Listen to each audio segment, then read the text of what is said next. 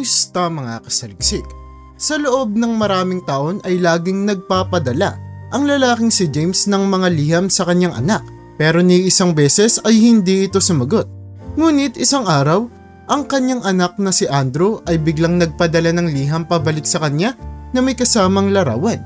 At nang tignan ni James ang nakalagay dito, ay labis siyang namutla at hindi makapaniwala sa kanyang nakita.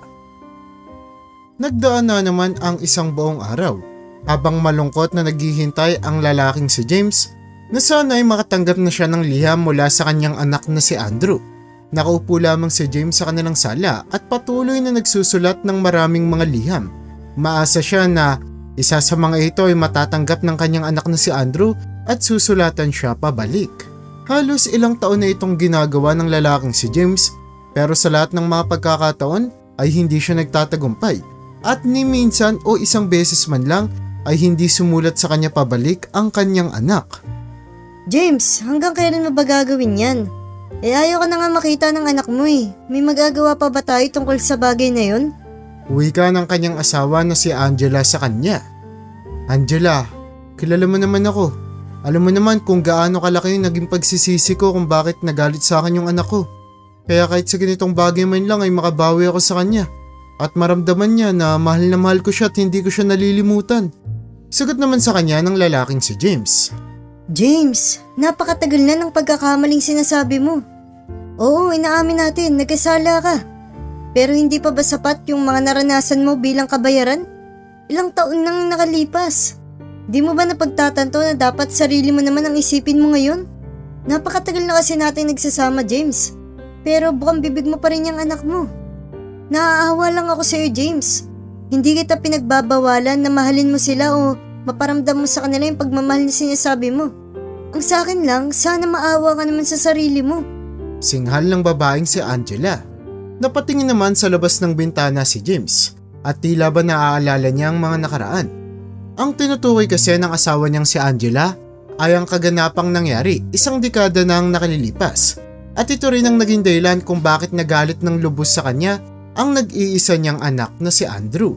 Saktunayan kasi niyan, hindi si Angela ang totoo at orihinal na asawa ni James. Ang unang babaeng pinakasalan at minahal niya ay nagngangalang Vivian. Si Vivian ang nanay ni Andrew. Malinaw pa sa memorya ni James kung paano sila nagkakilala ni Vivian. Gabi ng Desyembre noon, may dinaranas na napakalaking problema si James, kung saan ay namatay ang kanyang tatay dahil sa isang car accident na nagdulot para masira ang kanilang pamilya. Noong mga panahon na iyon ay nasa 21 pa lamang ang edad ni James, kaya naman bilang bata ay wala siyang alam kung paano niya i-handle ang ganitong uri ng problema. Kaya naman ang ginawa niya ay pumunta siya sa bar at nagpakalasing. Pilit niyang gustong kalimutan ang problemang daladala niya. Mahal na mahal niya ang kanyang tatay. Lumaki siya bilang isang daddy's boy, kung saan ang hilig ni James sa basketball ay nakuha niya sa kanyang tatay. At noong mga panahong iyon na nawala ang kanyang tatay, ay pakaramdam ni James na nawala na rin siya ng pag-asa at dahilang mabuhay. Kaya naman pagpunta niya sa bar, ay nagpakalasing siya at ininom ang lahat ng mga alak na kakayanin ng sistema niya. At dahil lasing na siya ay hindi niya alam ang kanyang kinikilos. Binabati niya ang lahat ng mga tao na dumaraan sa harapan niya at hinahawakan ng mga balikat nito. Bakit niyo ba ako iniiwasan? Ang gusto ko lang naman ay yakapin niyo ako. Ano bang mali doon? Lasing na wika ni James sa mga tao sa loob ng bar. Nang kukunin na sana si James ng mga security, ay biglang may lumapit na lalaki kay James at nagtanong ito. Hoy ikaw, bago ka pa lang ba dito? Wika ng lalaki sa lasing na si James. Sumagot naman si James. Oo bago pa lang ako. Ikaw ba? Bago ka pa lang ba dito? Nakangiting wika ni James sa lalaki.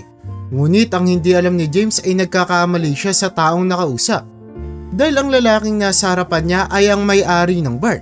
At nakagawa si James ng isang malaking kasalanan sa kanya, kung saan hinawakan ni James ang likuran at balikat na bahagi ng katawan ng kanyang girlfriend. Kaya naman galit na galit itong lumapit kay James. Ganon. So bago ka pa nga lang dito. Sige, ganito na lang, bilang baguhan ka pa lang pala. Papipiliin kita, mukha o tiyan? Nakangiting wika ng lalaki habang nakahawak sa mga buhok ni James. Ano ba namang tanong yan, boss? May galiti ako sa tiyan eh. E di, sa mukha na lang. Natatawang sagot pa ni James. Pero ilang segundo pa lamang makalipas simula nang sumagot siya ay bigla siyang nakatanggap ng isang napakalakas na suntok sa kanyang mukha. Sunod-sunod ang mga suntok na natanggap ng lasing na si James. Pero hindi lang ang lalaking ito ang sumuntok. Dahil ang iba pang mga bouncer na nasa lugar na iyon ay tumulong sa kanilang boss. Kaya naman lupaypay at walang malay si James na itinapon sa labas ng bar. Gabing-gabi na iyon at umuulan. Sa madilim na parte pa siya itinapon ng mga bouncer. Kaya naman sa katunayan ay pwede siyang mamatay kung sakaling mapapabayaan siya sa ganitong estado sa rami ng mga pinsalang natamo niya mula sa suntok, sipa at pambubugbog na natanggap niya. Ngunit bago tuluyang mawalan ng malay si James, ay nakaninag siya ng isang mukha ng babae na nakahawak sa kanyang muka at tuluyan na siyang nawalan ng malay. Nang magkaroon ng malay si James, ay nagising siya sa isang higaan. Nang tignan niya ang paligid ay para bang kwarto ito ng isang babae. Agad niyang tinignan ng orasan at napagtanto niya na hapon na at kailangan na niyang pumunta sa burol ng kanyang tatay. Pero nang tatayo na sana siya ay biglang sumakit ang tagiliran niya at marami pang parte ng kanyang katawan. Kaya naman nagdulot ito para matumba ulit siya sa pagkakahiga. Sinubukan pa rin ni James na gumalaw pero dahil sa mga pinsalang natamo niya nakaraang gabi ay mukhang malabo itong mangyari. Ay, ano na naman bang ginawa ko sa buhay ko? Sabi ko hindi na ako mag-iinom eh. Puno ng pagsisising wika ni James habang nakahiga sa kama. Pero teka, bakit ako nandito? Kaninong kwarto to? Kaninong kama to? Nagtatakang wika ni James nang mapagtanto niya na hindi pamilyar ang lugar na kinalalagyan niya. Habang nalilito si James kung nasaan siya, ay biglang may pumasok na isang napakagandang babae. Mistisa ang balat nito, mapungay ang mga mata at mahaba ang buhok. Nang makita ni James ang babae ay agad siyang nagtago sa kumot. Kuya, gising na po pala kayo. Kumusta po ang lagay niyo? Pag-aalalang tanong ng babae sa kanya. Okay naman ako. Nag-aalang ang sagot naman ni James sa babae. Pero, teka, bakit ako nandito? Sino ka? At nasaan ako? Sunod-sunod na tanong ng lalaking si James sa kanya. Huwag po kayo maglala. Mabuting tao po ako. Nakita ko po kayo kagabi. Walang malay sa labas ng bar sa isang skinita. Natakot nga ako kasi kala ko wala na kayong pulso. Pero buti na lang naabutan ko kayo dun kundi baka mamatay kayo sa ginaw at lamig. Napakadami niya pa namang sugat. Huwag po kayo mag-alala, hindi ko naman tatanungin kung saan niyo nakuha yung mga sugat na yun. Ang sa akin lang, gusto ko lang mapagaan yung karamdaman ninyo. Okay na po ba kayo? Pag-ulit na tanong ng babae. Samantala nakatulala naman sa kanya si James at hindi makapaniwala na isang magandang dilag ang mag-aalaga sa kanya. Tila ba nagpapasalamat pa ito sa kanyang sarili na nabugbog siya. Okay lang ako. Pasensya ka na ha. Hindi ko ina-expect na sa ganitong paraan pa tayo magkakakilala. I'm James by the way. At yung mga sugat ko kagabi, napaaway kasi ako. Hindi ko alam kung sinong lalaki yun pero binugbog rin ako ng mga bouncer. Natatawang sagot ni James habang nakakamot sa kanyang ulo. Okay lang po yun. Ang mahalaga, okay na kayo. Pwede naman po kayong mag-stay muna dito hanggat gumaling kayo kasi alam ko na hindi pa po kayo makakagalaw sa ganyang mga sugat. At I'm Vivian po. Nice to meet you rin po. Nakangiting wika ng babae sa kanya. Napakalakas naman ang tibok ng puso ni James at gusto nitong pahabain ang usapan upang mas makilala pang lalo ang babaeng nasa kanyang harapan. Sigurado ka? Okay lang na nandito ako sa kama mo? Wala ka bang ibang mga kasamahan dito? Tanong ni James sa kanya. Oo, huwag ka mag-alala. Mag-isa lang ako sa apartment at may duty naman ako mamaya kaya hindi ko rin naman gagamitin yung kama. Mas mabuting magpalakas ka muna dyan bago ka umalis. Mahinahon na wika ng babae habang iniaabot ang isang sopas na niluto niya. O ito, kumain ka muna ha. Maglilinis lang ako sa kusina. Magjo-duty mamaya? Nagtatakang tanong ni James sa kanya. Oo, hindi ko pala nasabi. Nurse pala ako. At maya-maya yung pasok ko bandang 4:00 ng hapon. Kung may kailangan ka, tawagin mo lang ako sa kusina. Pakiramdam ni James ay nasa alapaap siya. Masakit man ang mga sugat niya pero Busog na busog naman ang mata niya sa nakikita niyang kagandahan ng babaeng si Vivian. Siguro okay lang naman na mag-stay ako dito. Ayaw ko rin naman na makita ako ni mama na ganito yung lagay ko. Siguro papalakasin muna ako. Wika ni James sa kanyang isipan. At nang tignan niya ang nilutong sopas ni Vivian ay agad siyang natakam. Kaya naman mabilis siyang napasubo. Nang tikman niya ito ay tila ba mas lalo lamang tumibok ng malakas ang puso niya at tuluyan na siyang nahulog sa babaeng si Vivian. Kahit na ilang mga minuto pa lamang sila simula noong magkakilala at makapag-usap ng maayos. Please Vivian, pakasalan mo ako, grabe. Ang sarap ng luto mo. Sigaw ng lalaking si James sa loob ng kwarto. Ano James, may sinasabi ka ba? Tanong naman ni Vivian mula sa kusina. Shit, narinig niya yata ako. Wala, sabi ko ang sarap ng luto mo. Salamat ha. Pagpapalusot ng lalaking si James sa kanya. At pagsapit nga ng 4:00 ng hapon ay nagpaalam na si Vivian sa kanya na aalis papuntang trabaho. Kaya naman ilang oras nagpahinga si James sa kama upang magpalakas at makaalis na sa apartment ni Vivian. Dahil sa katunayan niyan ay hiyang-hiya na siya na tinulungan siya ng isang estranghero na hindi niya naman kilala. Pero dahil din sa mga pangyayaring ito, kahit papaano ay nalimutan ni James ang sakit na nadarama niya mula sa pagkawala ng kanyang pinakamamahal na tatay. Mabilis na lumipas ang gabi at pagsapit ng umaga ay umuwi na si Vivian mula sa kanyang duty. Nakita niya si James na nasa kusina at nagluluto ng agahan para sa kanya. Oh, nakauwi ka na pala. Hindi ko alam kung magugustuhan mo tong luto ko. Marami ka palang ingredients dito sa ref mo kaya pumunta muna ako palengke kanina para makabili ng karne. Sana kahit papano ay magustuhan mo yung niluto ko. Paraan na rin ang pagpapasalamat ko sa ginawa mong kabutihan sa akin. Maraming salamat talaga Vivian. Nakangiting wika ni James habang tinutulungan si Vivian na iligpit ang kanyang mga dalang gamit. Uy, hindi mo naman kailangang gawin pa to. Nurse ako kaya siguro naman kahit sinong nurse gagawin yung ginawa ko, di ba? Sagot naman sa kanya ng babae. Anong kahit na sino? Sa tingin ko ikaw lang yung gagawa ng bagay na yun eh. Tignan mo nga itsura ko. Puro dugo yung damit ko. Sinong matinong babae o kahit nurse pa yan natutulong sa isang lalaki na ganun yung itsura na hindi naman nila kilala, di ba? Kaya taos puso talaga yung pagpapasalamat ko sa'yo. Baka kung hindi dahil sa'yo, patay na ako ngayon eh. Salamat talaga. Mahabang litanya naman ng lalaking si James at pagkatapos ay nag-agahan na silang dalawa. Naging magaan ang loob nila sa isa't isa. Naging mahaba ang kanilang pag-uusap noong umaga na iyon. At dito na rin kinuwento ni James ang nangyari sa kanyang tatay at kung paano itong namatay kaya naman nasa bar siya noong gabing iyon. Hindi talaga ako mahilig mag-bar. Isang beses ko lang ginawa yun kasi hindi ko na alam yung gagawin ko sa lungkot na nararamdaman ko. Lumbay na wika ni James sa babaeng si Vivian. Hindi ko alam na ganun pala yung pinagdadaanan mo. Pasensya ka na. Hindi ko alam kung gaano kasakit yung nararanasan mo ngayon. Wala yun. Malalagpasan ko rin yung problemang to. Sagot naman ni James habang nakangiti sa kanya. Patuloy pang lumalim ang kanilang pag-uusap at doon ay natuklasan ni James na pareho pala sila ng mga interes ng nurse na si Vivian. Mahilig din itong manood ng basketball game at pareha din sila ng team sa NBA. Sa sobrang sarap ng kanilang pag-uusap ay hindi na nila namalayan pa ang oras. Kaya naman bago pa magtanghali ay nagpaalam ni si James kay Vivian.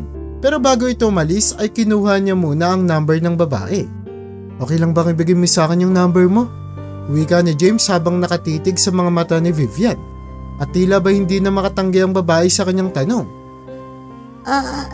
Oo naman. Bakit naman hindi? Nauutal na wika ng babae habang nakangisi. At simula nga noon ay naging malalim na ang kanilang relasyon. Hindi na lamang sila nagtatawagan sa isa't isa, kundi hatid sundo na rin ni James ang babaeng si Vivian papunta at pauwi sa duty nito. Hanggang sa isang araw ay nagpaalam na si James kung pwede ba niyang ligawan si Vivian. Hindi naman na rin siya tinanggihan ng babae dahil gusto niya rin naman si James. Dito ay mas lumalim pa ang kanilang relasyon hanggang sa sagutin na ni Vivian si James matapos ang 2 linggo lamang nitong panliligaw. Nawalan man si James ng tatay noong mga panahon na iyon ay may dumating naman na isang malaking biyaya sa kanyang buhay. At ito nga ay ang babaeng si Vivian. 2 taon nang sagutin siya ng babaeng si Vivian, ay agad niya itong inaya sa isang kasal habang nagbabakasyon sila sa isang sikat na pasyalan. Vivian, alam mo naman kung gaano ako naging masaya simula nung dumating ka sa buhay ko at wala na akong hihilingin pa sa Diyos. Kaya naman, pwede mo ba akong pakasalan at makasama habang buhay? Wika ng lalaking si James habang nakaluhod sa harapan ni Vivian. Yes! Yes, James!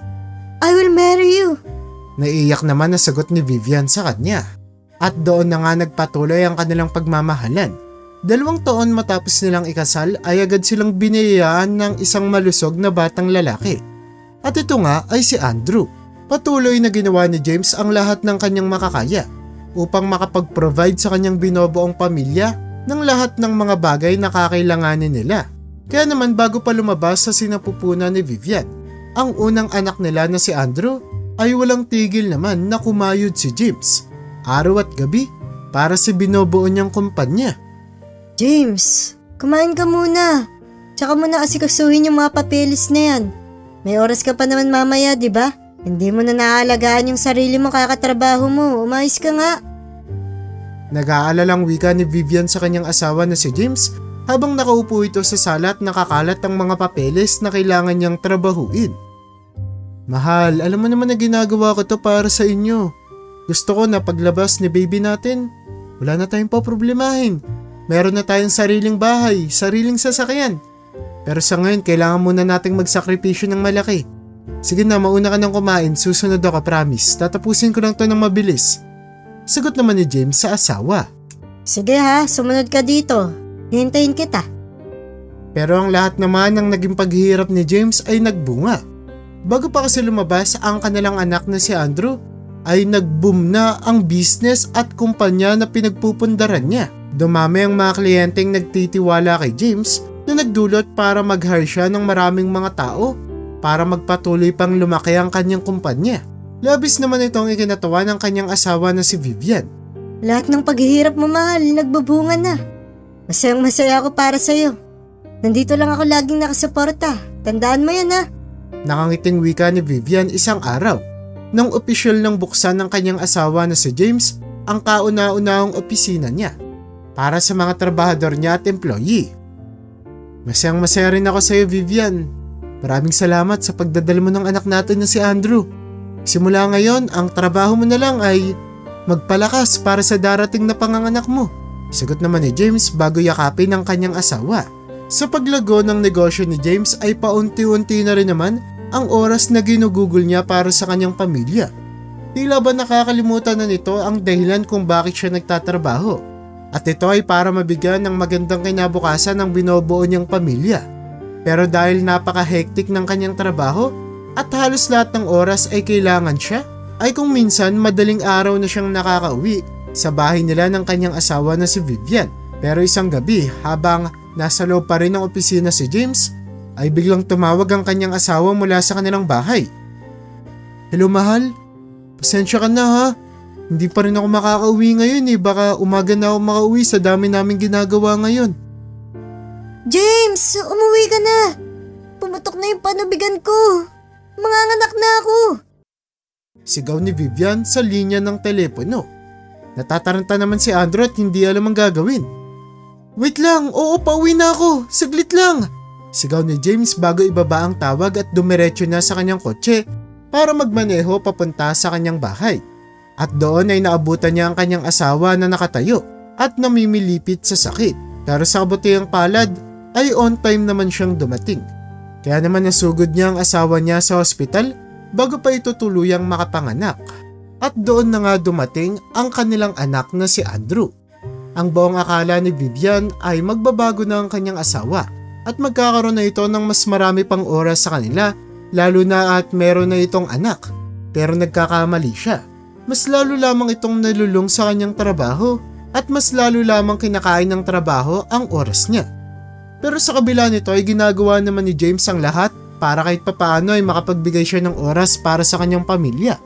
Pumupunta pa rin naman ito sa mga event sa paaralan ng kanyang anak na si Andrew. At pinapasyal niya pa rin naman ang kanyang pamilya kapag may pagkakataon. Pero hindi ito sapat para sa babaeng si Vivian. Namimiss niya na yung mga panahon na hindi pa ganoon kalaki ang negosyo ng kanyang asawa na si James at lagi lamang silang magkasama sa bahay. Kung minsan ay naiisip ni Vivian na sana ay hindi na lamang nagkaroon ng ganito kalaking pera o negosyo ang kanyang asawa. Dahil para sa kanya ay napaka-importante ng oras at hindi ito mabibili ng kahit na anong pera. Pero wala pa rin namang nagawa si Vivian dahil sa huli ang kanyang asawa pa rin ang masusunod. Hindi kaya ni James na bitawan ang kanyang negosyo lalo na at napakalaki na nito at marami ng mga tao ang umaasa sa kanya. Kaya naman sa loob ng ilang mga taon hanggang sa lumaki si Andrew ay tiniis ni Vivian ang mga oras na hindi niya nakakasama si James. Kung minsan ay out of town ito at kung minsan naman ay madaling araw na talagang umuuwi para bang bakasyonan niya na lamang ang bahay nila.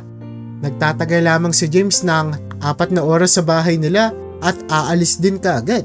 Nakasanayan naman na ito ni Vivian at umabot sa punto na nakapag-adjust na siya sa ganitong sitwasyon ng kanilang pamilya. Hindi na rin sumasama ang loob niya sa tuwing late nang umuwi ang kanyang asawa. Sa halip ay pinaghahandaan niya na lamang ito ng makakain para makapagpahinga na ng maayos. Pero isang gabi habang natutulog si James ay chinek ni Vivian ang kanyang cellphone. Doon ay nakita niya ang napakaraming missed call ng babaeng nagngangalang Angela sa telepono ni James. Agad niyang ginising si James. James, ano to? Bakit napakaraming miss call ng babaeng to sa'yo? Nang gagaliiting wika ni Vivian habang ginigising ang kanyang asawa. Naalam po nga naman si James at agad na tinignan ang kanyang telepono. Oh shit, nakatulog ako. May meeting sana ako kanina eh. Sagot naman ng kanyang asawa. Anong meeting? Sino ba tong Angela na to ha? Paulit na tanong ni Vivian sa kanya. Mahal, si Angela yung sekretary ko. Sabi ko kasi sa kanya tawagan niya ako pag dumating na yung kliyente namin. Tapos nakatulog pala ako, kainis. Nakakahiya naman sa kanila. Namamarblemang tugon naman ni James. Naniwala naman si Vivian sa sinagot ng kanyang asawa. At sa halip ay dinamayan niya na lamang ito. Hindi ba pwedeng ibang oras na lang yun? Siyempre kailangan mo ring magpahinga eh. Hindi mo naman kasalanang napagod ka. Magpapakalma ni Vivian sa asawa. Sorry mahal, hindi eh. Kailangan kong pumunta dun ngayon. Ilang buwan na naming hinahanda to at ngayon lang darating yung mga yun. Hindi ko pwedeng sayangin yung oportunidad. Hinalikan ni James ang kanyang asawa at tuluyan nang umalis sa kanilang bahay papunta sa trabaho. Angela, nandyan na ba sila? Tanong ni James sa kanyang sekretarya. Opo sir, nandito na po sila pero pinalipat ko po muna sila sa kwarto. Kanina pa po kasi sila naghihintay sa conference hall eh. Sagot naman ni Angela sa kanya. Diyos ko, sorry talaga, nakatulog kasi ako eh. Hindi ko na malayan yung oras. Well, ako nang bahala dito Angela, maraming salamat ha. Wika naman ni James habang nagmamadali na pumunta sa conference hall. Walang anuman po sir. Nangiting sagot ni Angela. Ang babaeng si Angela ay 2 taon nang nagtatrabaho bilang sekretarya ni James. At dahil sekretarya siya ni James, ay mas marami pang oras ang ginugugol ni James na kasama siya kaysa sa kanyang pamilya. Kaya naman naging malapit din ang dalawa. Bata pa si Angela. Maganda ang hubog ng katawan at talaga namang may magandang itsura. Hindi naman iyon maitatanggi ng kahit na sino. Okay Angela, marami talagang salamat. Natapos na rin yung meeting namin. Sa sunod na mangyari to, puntahan mo na lang ako sa bahay kapag hindi ko talaga masagot yung tawag mo. Bili ni James kay Angela bago pumasok sa opisina. Pero sa pagkakataong ito ay sumunod si Angela sa kanya. Oh, Angela, bakit nandito ka? Pagtatakang tanong ni James. Wala naman sir. Napansin ko kasi parang lagi ka na lang stress. Gusto mo, i-massage kita? Tila ba nang aakit na wika ni Angela sa kanya. Nako, wag na. Masyado ka pang maraming trabaho. Okay na ako dito. Hindi sir. Mamassage kita para gumaan yung pakiramdam mo. Ako ang bahala. Marami naman ako natapos na trabaho eh. Sagot naman ni Angela sa kanya. Kung ganon, edi sige. Tatanggi ba ako sa libreng massage? Natatawa namang tura ni James. Diyan sa bantang likod, diyan yung masakit eh. Alam mo na, ilang araw na ako po sa opisina, walang ginagawa. Kailangan ko na nga mag-exercise eh. Anong exercise, sir? Tignan mo naman yung braso mo, ang laki-laki. Wika ni Angela habang hinimas ang braso ng kanyang boss. Nanigas naman sa kinauupuan niya si James at hindi niya alam kung ano ang gagawin. Dito niya napagtanto na inaakit na pala siya ng kanyang sekretarya. Ramdam niya at naririnig ang hininga ng kanyang sekretarya na si Angela. Mainit ang buga ng hangin na nagmumula sa bunganga nito. Palapit ng palapit sa tenga niya. Teka, Angela, anong ginagawa mo? Nagugulo ang tanong ni James. Wala sir, hayaan mo po ako. Papaligayahin kita. Kailangan mong magpahinga sir. Nang aakit pang boses ni Angela. Dito ay tuluyan ng bumigay si James at naghalikan sila ni Angela nang biglang bumukas ang pinto ng opisina niya at tumambad ang 15 taong gulang niyang anak na si Andrew. Papa, anong ginagawa mo? Sigaw ng bata sa kanya. Dito ay nagulantang si James at agad na tinulak si Angela. Anak, nagkakamali ka. Hindi ganun yun. Hindi tama yung nakita mo. Ninenervyos na sagot ni James sa kanyang anak. Papa, kanina pa ako tawag ng tawag. Hindi ka sumasagot. Nakikipaglampungan ka lang pala dyan sa sekretarya mo. Habang si mama nasa ospital nag-aagaw buhay. Naiiyak na wika ni Andrew sa kanyang tatay. Anong sabi mo? Anong nag-aagaw buhay yung nanay mo? Nagugulo ang tanong lahat pero sa ngayon, alalahanin muna natin yung mama mo. Saang hospital siyang tinakbo? Ituro mo sa akin. Aligagang wika ni James sa anak. Agad silang sumakay sa kotse at umiiyak pa rin si Andrew dahil sa kanyang nakita. Nang makarating sila sa hospital, ay nakita ni James ang kanyang asawa na wala ng malay habang binubuhay na lamang ito ng isang makinarya. Dok, ano pong nangyari sa asawa ko? Naiiyak na tanong ni James sa doktor. Ikaw po ba si Mr. James? Paunang tanong ng doktor kay James. Opo, ako po. Ako po yung asawa ng pasyente. So yun nga Mr. James, nasa critical na kalagayan yung asawa mo ngayon sa ICU. Hindi ko pa alam yung nangyari, pero ang alam ko lang, late na siyang naitakbo dito sa hospital. At dahil nga doon sobrang na-damage yung heart tissues niya. Kaya nasa critical siyang lagay ngayon. Maski po ako sa totoo lang, hindi ko po magagarantiya kung kakayanin ba ng misis niyo na makasurvive sa pangyayaring ito.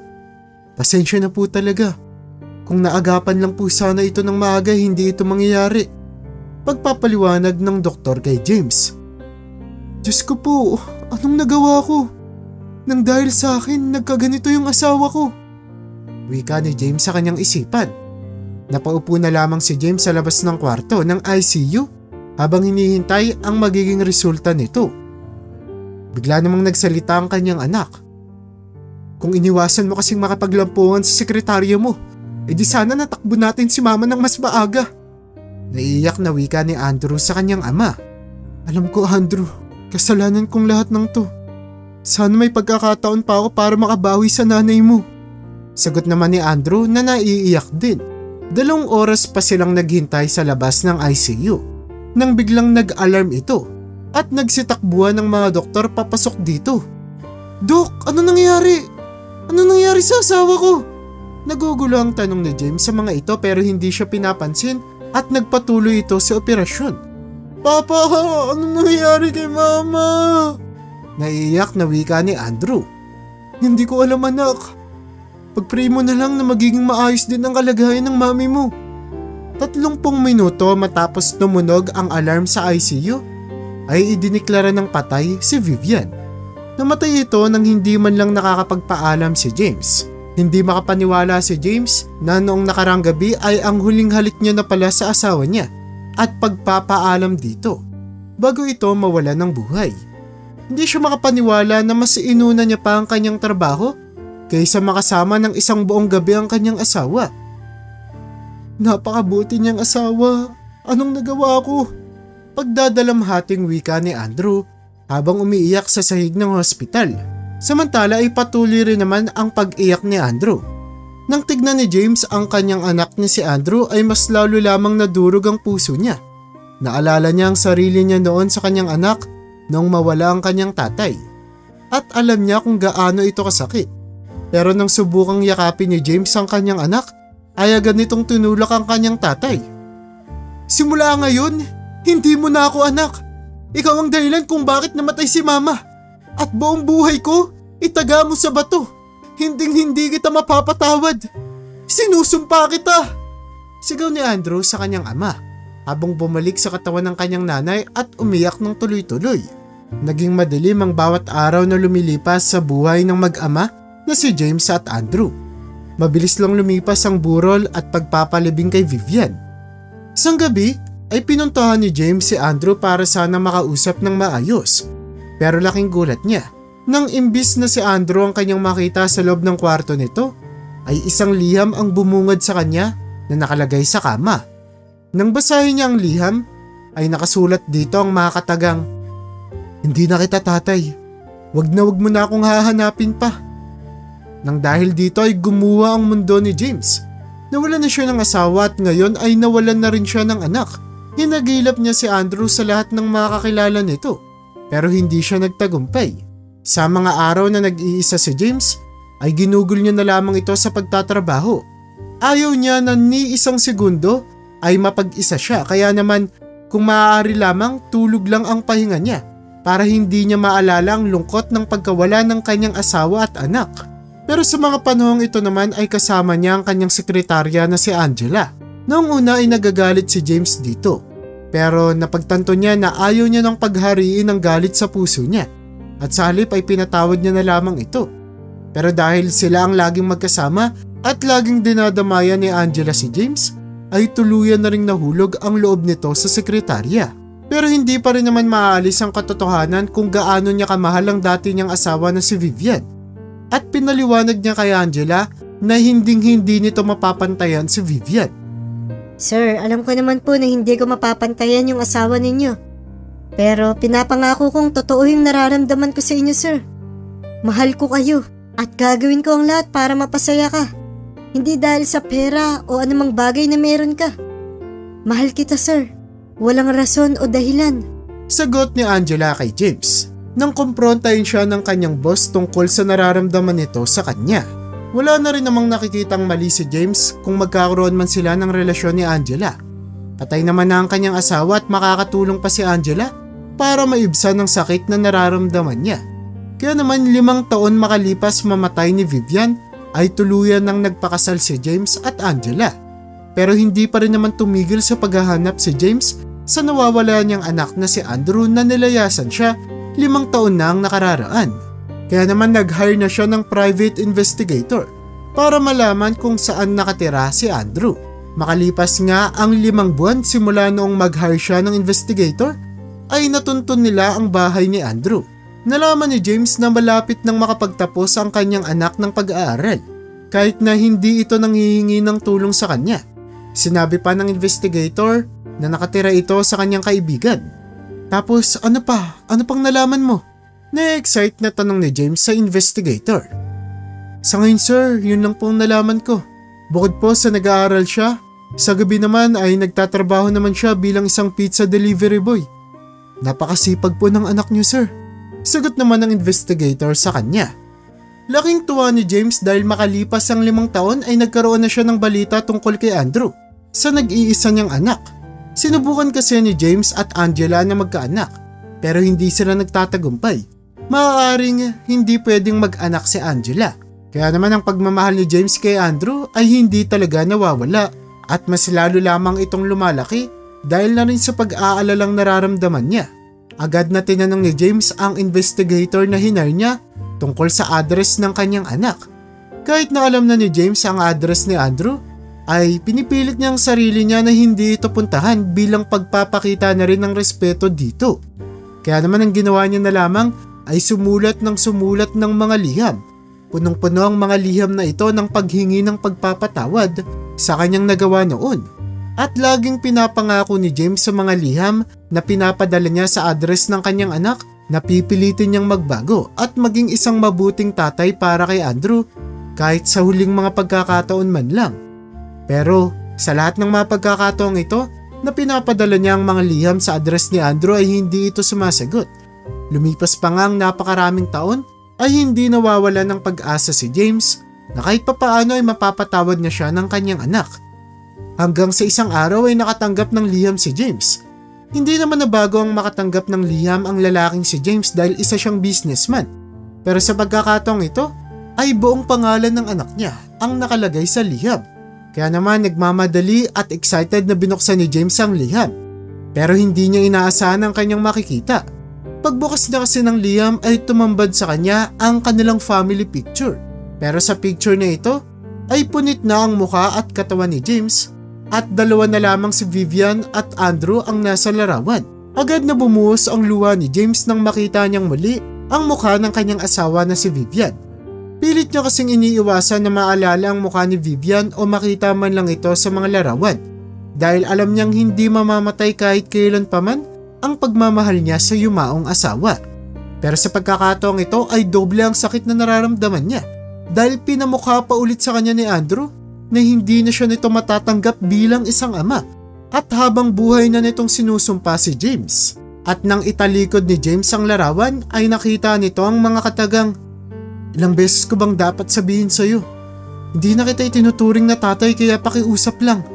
Ayaw na kitang makita at huwag ka nang magpadala ng mga liham sa bahay ko." Nang mabasa ito ni James ay napaluhod na lamang siya at hindi alam ang gagawin. Bumalik siya sa kanilang bahay ni Angela at kinumpronta ang asawa. "Angela, ano bang gagawin ko? Hindi ko kayang tiisin si Andrew, pero ayaw niya na akong makita." Umiiyak na wika ni James sa kanyang asawa na si Angela. Naawa naman si Angela nang makita niya na umiiyak si James at agad niya itong hinagkan. Sabi ko naman kasi sa'yo, James, hayaan mo na yung anak mo. Matanda na siya. Hindi talaga natin mapipilit yung mga tao. Ginawa mo naman na yung best mo at sapat na yun. Malungkot naman na saad ni Angela. Pero kung gusto mo talaga na mapatawad ka ng anak mo, huwag mo nang daanin sa liham. Alam mo naman yung address niya, di ba? Kahit for the last time lang. Puntahan mo siya, James. Para kahit papaano masagot na yung mga tanong na gumugulo sa utak mo. Suwestyon ng babaeng si Angela sa kanya. "Pero paano kung ayaw niya akong makita? Paano kung..." Shh, mahal. Tama na muna yung napakaraming tanong. Kaya nga natin siya pupuntahan, di ba? Para masagot yung mga tanong mo. Matagal na taon ka nang naghintay at sa tingin ko, ito na yung tamang panahon para makita mo siya. Kung ayaw ka niyang makita, edi sige. Basta ay ginawa natin ng lahat. Pagpapagal naman ng loob ni Angela sa asawa. Hindi na nga sila nag-aksaya pa ng panahon. Iniisip din ni James kung bakit ngayon lamang sumagot ang kanyang anak. Napakarami talagang gumugulo sa isipan niya. Kaya naman agad silang nagmaneho kinabukasan papunta sa bahay na tinutuluyan ng kanyang anak na si Andrew. Kinakabahan na pinindot ni James ang doorbell ng bahay. At pagkabukas ng pinto ay bumungad sa kanila ang isang medyo may edad na babae. Hello po, sino po sila? Tanong ng babae sa kanila. Good morning po. Ako nga po pala si James. Tatay po ako ni Andrew. Pwede ko po bang malaman kung nasaan siya ngayon?" Nang magpakilala si James ay tila ba nag-iba ang timpla ng mukha ng babae. Wala siya dito. Umalis na kayo. Galit na wika nito sa mag-asawa habang nakatitig ng masama kay Angela. "Please, sabihin mo sa akin nasaan siya. Alam ko na alam mo yung nangyari sa buhay namin at sobra akong nagsisisi tungkol dun. Sabihin mo lang sa akin nasaan yung anak ko at hindi na ako mangungulit kailan pa man." Pagmamakaawa ni James sa babae. Nang sabihin niyo ni James ay nanlambot ang puso ng babae sa harapan nila at nagbigay ito ng isang nakakalungkot na balita. Nasa ospital ngayon si Andrew. Malala ang kalagayan niya. Bungad na wika ng babae sa kanila. "Hospital? Bakit miss? Ano nangyari sa anak ko?" Natatarantang tanong ni James sa babae. Ilang buwan na siyang pabalik-balik sa ospital kasi nagkaroon siya ng sakit sa kidney. Hindi ko alam kung paano niya yung nakuha pero ang alam ko lang, malala na yung lagay niya at kinikailangan niya ng operasyon. Malaking halaga yung kinikailangan para sa operasyon na yun. Sa totoo nga niyan, naisip ko na rin na puntahan ka. Kasi kahit gaano kagalit yung anak mo sa'yo, mas importante ang buhay niya. Kaya sinasabi ko to sa'yo ngayon para may magawa kang paraan. Para kahit sa huling pagkakataon man lang makabawi ka sa anak mo. Seryosong saad ng babae. Alam mo ba kung nasa ang hospital siya ngayon para mabisita ko siya? Agarang tanong ni James sa babae. Binigay naman ng babae ang address ng hospital kaya naman agad na lumarga ang mag-asawang Angela at James papunta sa hospital na iyon na kinalalagyan ni Andrew. Nang makarating sila doon ay hindi pa handa si James na harapin ang kanyang anak, lalo na't nasa malala pa itong kalagayan. Baka mas lumala lamang ang sakit nito kung makikita siya nito, kaya naman pinili na lamang ni James na makausap ang doktor na tumitingin kay Andrew para tunungin ang kalagayan nito. Dok, ako po yung tatay ni Andrew, yung pasyente niyo po sa room 403. Pwede ko po bang malaman yung kalagayan niya? Pagpapakilala ni James sa doktor ni Andrew. Tinignan siya saglit ng doktor at hiningi ang ID niya para malaman kung totoo ba ang sinasabi niya. At nang makita niya ang ID ay doon na nagpaliwanag ang doktor tungkol sa kalagayan ni Andrew. So, Mr. James, tama po ba? Sa pagkakaalam ko po sa kaso ng anak ninyo ay matagal niya nang iniinda ito. At nang ma-examine na po namin siya, ay patay na po pala ang kidney niya. In short, kailangan niya na po ng kidney transplant. Hindi na nagfa-function ng isang kidney niya at maaari niyang ikamatay ito. Nga lang ay malas siya. Kailangan niya na ng agarang kidney transplant. Pero hindi naman yun ganun kadali makuha. Kailangan pa namin maghanap ng donor para sa kanya. At maaaring abutin pa yun ng 1 taon. Pero malaki ang chance na hindi niya na yun maabutan. Kaya naman bilang kayo po yung magulang niya, ay baka magagawa niyo po ng paraan yung sakit ng anak ninyo. Pagpapaliwanag ng doktor kay James na nagpaguho sa mundo niya.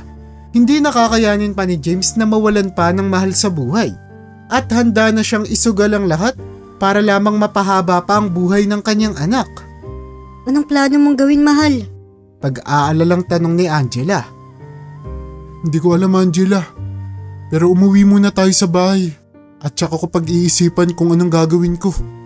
Nang makauwi sila sa bahay, ay agad na pumunta si James sa kanilang kwarto at may hinagilap sa isang libro. Anong ginagawa mo? Anong hinahanap mo dyan? Pagtatakang tanong ni Angela.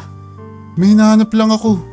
Dito ko kasi huling naaalala na nilagay ko yung calling card ng doktor na nakausap ko matagal na panahon na. Ang pagkakaalam ko magaling na doktor yun. Makakatulong siya sa anak ko na si Andrew. Sagot ni James kay Angela.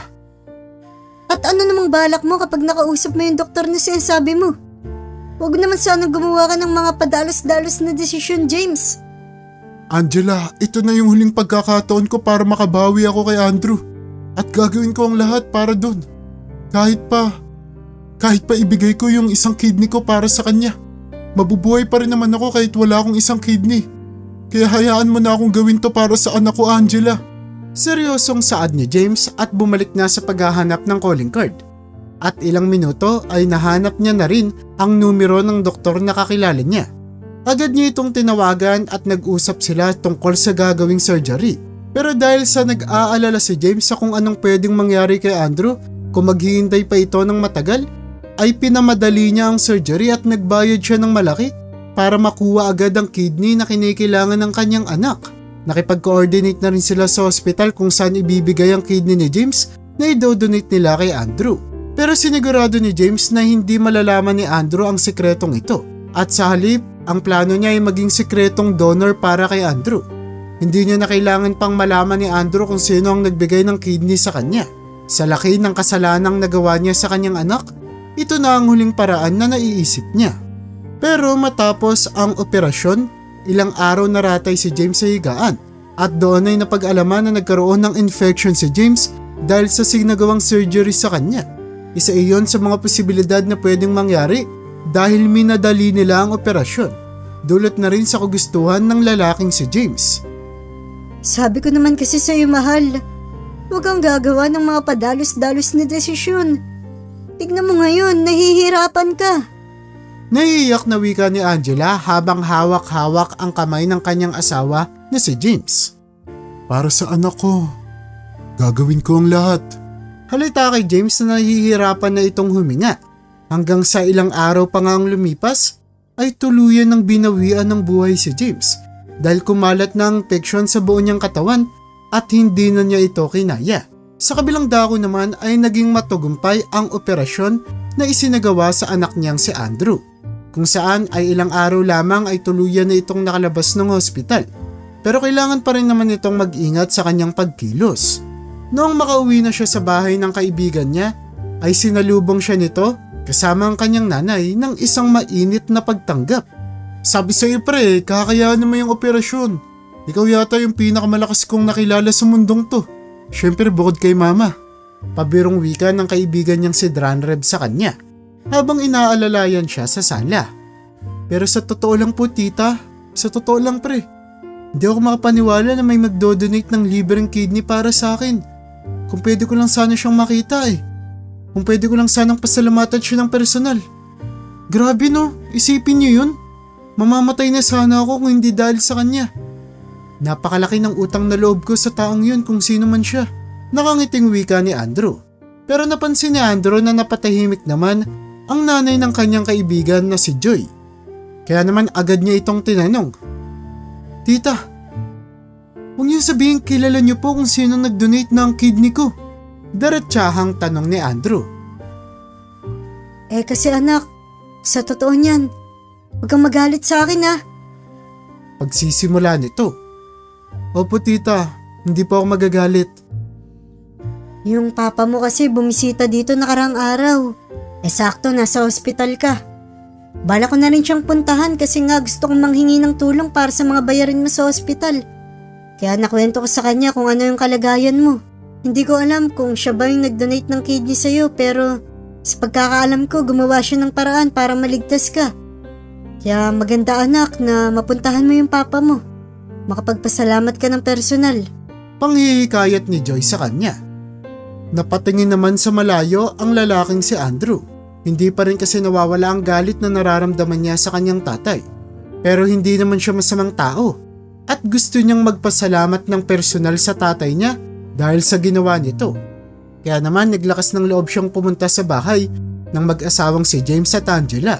Pagkatok niya sa pinto ay bumungad sa kanya ang isang babae na tila ba namamaga pa ang mga mata mula sa maghapong pag-iyak.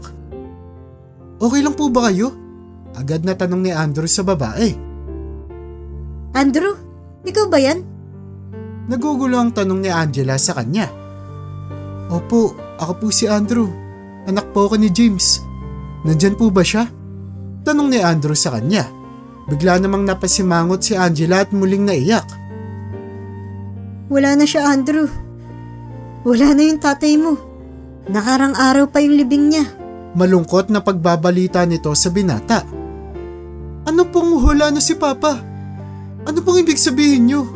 Paano nangyari yun? Bakit ganun kabilis? Nagugulo ang tanong ni Andrew. At doon nga ay paniliwanag ni Angela kung ano ang naging sitwasyon ni James matapos ang naging operasyon nito. At inamin na rin ni Angela na si James ang nag-donate ng kidney sa kanya. Sa totoo niyan, ayaw ipaalam ng papa mo na siya ang nag-donate sa'yo ng kidney. Pero wala na siya. Hindi na ako nakakakita ng rason pa kung bakit kailangan ko pa tong itago sa'yo. Tila ba napagsakluban naman ng langit at lupa si Andrew nang marinig niya ang mga katagang iyon. Matagal siyang nagalit sa kanyang tatay. Pero hindi naman ibig sabihin yon ay naputol na rin ang pagmamahal niyang nararamdaman dito. Kaya naman labis-labis ang pagsisisi niya nang mabalitaan niyang wala na ito. Bakit po hindi niyo sinabi sa akin? Bakit hindi niyo man lang ako sinabihan na ililibing na siya? Pagtatakang tanong pa ni Andrew. Pasensya ka na talaga. Kabilin-bilinan sa akin ng papa mo na huwag kang imbitahan. Ayaw niya kasing makikilibing ka na may sama ng loob na nararamdaman niya. Pakiramdam niya ay mahihirapan siyang umalis sa mundong ito kapag ganun yung nangyari. Mahal na mahal ka ng papa mo, Andrew. Hanggang sa mga huling sandali niya, ikaw yung bukang bibig niya. Sana ay napatawad mo na siya. Naiiyak na wika ni Angela. At pagkatapos ay sinamahan ni Angela si Andrew papunta sa libingan ng kanyang tatay. Doon ay nagtampisaw kaiiyak si Andrew. Sa loob ng napakaraming taon ng pagiging matatag ni Andrew ay lumabas lahat ng sakit na nadarama niya nang makita niya ang puntod ng kanyang tatay.